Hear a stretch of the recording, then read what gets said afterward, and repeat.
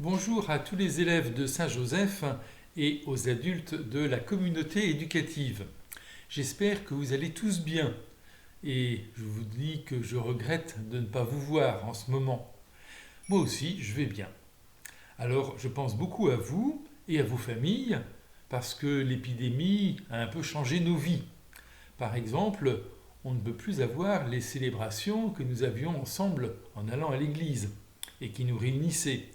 Mais il reste pourtant plein de choses que nous pouvons faire pour vivre en enfants de Dieu.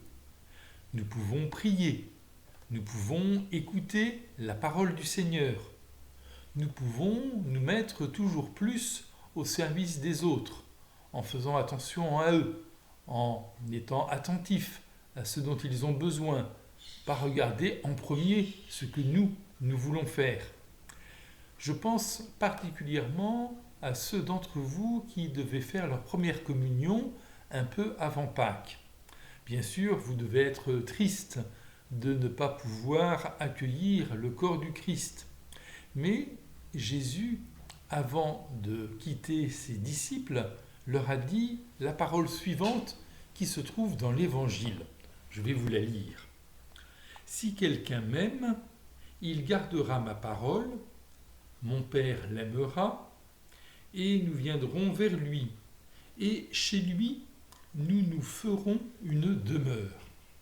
Voilà, c'est en écoutant la parole du Seigneur, en lisant la Bible, en mettant en pratique cette parole du Christ Jésus, que vraiment nous accueillons le Seigneur et que lui et son Père peuvent faire en nous leur propre demeure.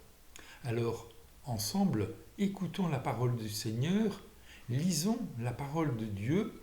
Voilà un chemin pour accueillir le Seigneur et cela, rien ni personne ne peut nous empêcher de le faire.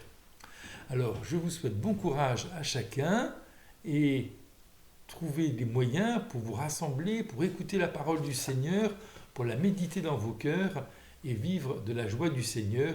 Et bientôt, nous nous retrouverons. À bientôt.